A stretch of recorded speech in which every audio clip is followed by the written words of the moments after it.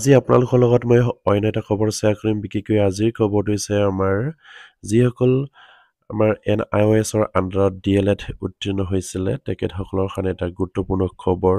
অসম চৰকাৰৰ প্ৰাথমিক শিক্ষা বিভাগৰ পৰা এটা জাৰি কৰিছে আৰু সেইসকল যিসকল কেণ্ডিডেট অলৰেডি ঠেট উত্তীৰ্ণ হৈ আছিলে আমাৰ NIOSৰ DLEDৰ আণ্ডাৰত ঘূৰি মানে NIOSৰ আণ্ডাৰত DLED উত্তীৰ্ণ হৈ তেখেতসকলে যদি ঠেট উত্তীৰ্ণ হৈছিলে তেখেতসকলৰ কাৰণে খুব এটা বেয়া খবৰ বুলি ক'ব লাগিব কাৰণ নতুনকৈ যিটো আমাৰ LP আৰু ME ক্ষেত্ৰত আবেদন কৰিবলৈ নটিচ পাব্লিছ কৰিছে অসম চৰকাৰে আমাৰ LP আৰু ME স্কুল টিচাৰৰ কাৰণে আৰু সেইসকল হয়তো কেণ্ডিডেট যিসকল কেণ্ডিডেটে NIOSৰ আণ্ডাৰত DLED শিক্ষাগত অৰ্হতা গ্ৰহণ কৰিছিলে আৰু ঠেট উত্তীৰ্ণ হৈ আছে বা তেখেতসকলে আমাৰ LPতে হওক বা UPতে এপ্লাই কৰিম বুলি ভাবিছিলে তেখেতসকলৰ কাৰণে খুব এটা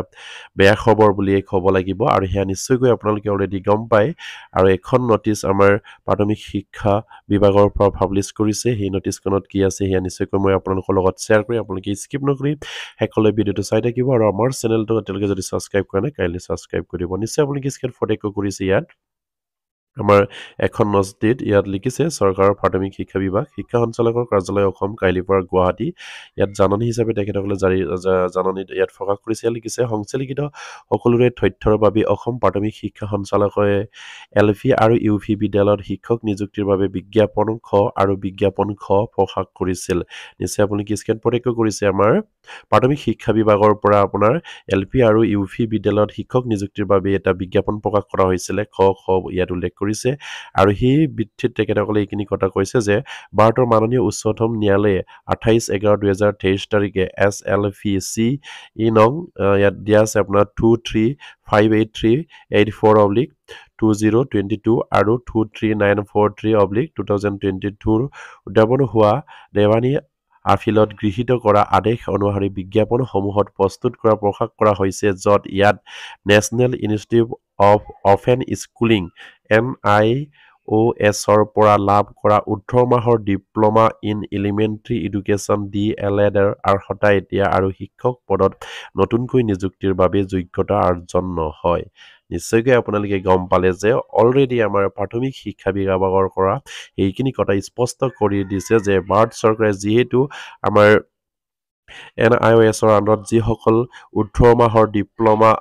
তেখেতসকলে গ্ৰহণ কৰিছিলে DLEDৰ অৰ্হতাটো আৰু সেই 18মহীয়া DLEDৰ যিখিনি অৰ্হতা সেইখিনি আমাৰ নতুন নিযুক্তিৰ ক্ষেত্ৰত LP আৰু ME স্কুলত যিটো নতুনকৈ বিজ্ঞাপন প্ৰকাশ কৰা হৈছে এই নিযুক্তিৰ ক্ষেত্ৰত তেখেতসকলে সেই DLEDক লৈ তেখেতসকলে কি কৰিব নোৱাৰিব এপ্লাই কৰিব নোৱাৰিব বা তেখেতসকলে তাত আবেদন কৰিব নোৱাৰিব বা গ্ৰহণযোগ্য নহয় বুলি তেখেতসকলক ইয়াত উল্লেখ কৰি সেইখিনি নটিচ পাব্লিছ কৰিছে খুবেই এটা আমাৰ যিসকল DLED উত্তীৰ্ণ আৰু ঠেট উত্তীৰ্ণ আমাৰ ছাৰ বাইদেউসকল আছিলে তেখেতসকলৰ বা যিসকল আপোনাৰ নিবনুৱা আছিলে তেখেতসকলৰ কাৰণে বেয়া খবৰ বুলি ক'ব লাগিব যিহেতু তেখেতসকলে NIOSৰ আণ্ডাৰত আপোনাৰ 18 মাহৰ যিখিনি ডিপ্ল'মা এলিমেণ্টাৰী এডুকেশ্যন গ্ৰহণ কৰা হৈছিলে আৰু সেইটো গ্ৰহণ কৰিয়ে তেখেতসকলে ঠেট উত্তীৰ্ণ হৈছিলে আৰু সেই ঠেট উত্তীৰ্ণ হ'লেও তেখেতসকলে সেই DLED অৰ্হতাটো নথকাৰ বাবে বা সেই DLED অৰ্হতাটো অসম ভাৰত চৰকাৰৰ পৰা সেইখিনি গ্ৰহণযোগ্য নহয় বুলি ঘোষণা কৰাৰ পাছৰে পৰা আমাৰ অসম চৰকাৰটো সেইখিনি লাগু কৰিছে আৰু সেইবাবে তেখেতসকলে LP আৰু MEৰ যিখিনি নতুনকৈ বিজ্ঞাপন প্ৰকাশ কৰিছে এই বিজ্ঞাপনত তেখেতসকলে বা সেই শিক্ষকৰ পদত তেখেতসকলে আবেদন কৰিব নোৱাৰিব ইয়া নিশ্চয়কৈ আমাৰ শিক্ষা সঞ্চালক কাৰ্যালয়ৰ পৰা সেইখিনি কথা স্পষ্ট কৰি দিছে নিশ্চয় আপুনি স্ক্ৰীন প্ৰত্যক্ষ কৰিছে আৰু ইয়াৰ পাছতে লিখিছে ইয়াৰ অনুমোদন আছে চৰকাৰৰ 1/1/2023 তাৰিখৰ ফাইল নং 383723 বিদ্যালয় শিক্ষা বিভাগ বুলি ইয়াত উল্লেখ কৰিছে ওপৰত উল্লেখ কৰা বিজ্ঞাপনসমূহ আন সকলো চৰ্ত আৰু নিয়ম একেই থাকিব নিশ্চয় আপুনি স্ক্ৰীন প্ৰত্যক্ষ কৰিছে আমাৰ ইয়াত আমাৰ প্ৰাথমিক শিক্ষা সঞ্চালকগৰাকী ইয়াত তেখেতৰ নাম আছে নিশ্চয় আপুনি স্ক্ৰীন প্ৰত্যক্ষ কৰিছে হৰঞ্জনা সেনাপতি তাৰিখ 2/1/2024 এইখিনি নটিচ পাব্লিছ কৰিছে আপোনাৰ স্কিমত নিশ্চয় আপোনালোকে প্ৰত্যক্ষ কৰি আছে যে সেইখিনি নটিচ পাব্লিছ কৰিছিলে আমাৰ 2024 চনৰ 2 তাৰিখে মানে জানুৱাৰী 2024 চনৰ জানুৱাৰী মাহৰ 2 তাৰিখে এইখিনি নটিচ পাব্লিছ কৰিছে আপোনাৰ প্ৰাথমিক শিক্ষা সঞ্চালকৰ পৰা খুবেই এটা গুৰুত্বপূৰ্ণ খবৰ যিহেতু আমাৰ যিসকল আমাৰ NAOISৰ আণ্ডাৰত DLED উত্তীৰ্ণ হৈ আছিলে আৰু তেখেতসকলে DLED উত্তীৰ্ণ হৈ টেট পাছ কৰিছিলে তেখেতসকলৰ কাৰণে খুব বেয়া খবৰ কাৰণ তেখেতসকলে এতিয়া নতুনকৈ LP আৰু ME ক্ষেত্ৰত তেখেতসকলে সেই DLEDৰ আৰ্হতাক লৈ তেখেতসকলে আবেদন কৰিব নোৱাৰিব শিক্ষকৰ পদত তেখেতসকলে আকৌ নতুনকৈ এইটো DLEDৰ ডিপ্ল'মা যিখিনি আমাৰ আছে সেইখিনি তেখেতসকলে নতুনকৈ হয়তো গ্ৰহণ কৰিব লাগিব বা নতুনকৈ তেখেতসকলে এই DLED আৰ্হতাৰ যিখিনি DLED চাৰ্টিফিকেট পাবৰ কাৰণে তেখেতসকলে নতুনকৈ হয়তো শিক্ষা মানে এডমিশ্যন কৰি তেখেতসকলে 2 বছৰৰ যিখিনি DLED পাঠ্যক্ৰম আছে সেইখিনি কমপ্লিট কৰিব লাগিব তেতিয়াহ'লে তেখেতসকলে হয়তো আপোনাৰ LP আৰু ME ক্ষেত্ৰত শিক্ষকৰ পদত আবেদন কৰিব পাৰিব বুলি ইয়াত উল্লেখ কৰিছে খুবেই এটা আমাৰ সেইসকল DLED উত্তীৰ্ণ যিসকল আমাৰ নিবনুৱা আছে বা যিসকল DLED উত্তীৰ্ণ হৈ টেট পাছ কৰি আছিলে তেখেতসকলৰ কাৰণে বেয়া খবৰ কাৰণ ইয়াত নতুনকৈ যিবিলাক নতুন নিযুক্তি হ'ব তাত সেইখিনি গ্ৰহণযোগ্য বুলি নহয় বুলি ভাৰত চৰকাৰে ঘোষণা কৰাৰ পাছতে অসমত এইখিনি লাগু কৰা হৈছে বুলি আমাৰ প্ৰাথমিক শিক্ষা বিভাগৰ পৰা এইখিনি জনাই দিয়া হৈছে আৰু সেয়া খুবেই এটা দুখৰ বিষয় আমাৰ DLED আৰু টেট উত্তীৰ্ণ যিসকল আমাৰ নিবনুৱা আছিলে তেখেতসকলৰ কাৰণে কাৰণ বিশেষকৈ আমাৰ NIOSৰ যিসকল DLED উত্তীৰ্ণ আমাৰ 18 মাহৰ যিখিনি DLED উত্তীৰ্ণ ডিপ্ল'মা গ্ৰহণ কৰিছিলে সেইখিনি এই কেণ্ডিডেটৰ কাৰণে খুব এটা বেয়া খবৰ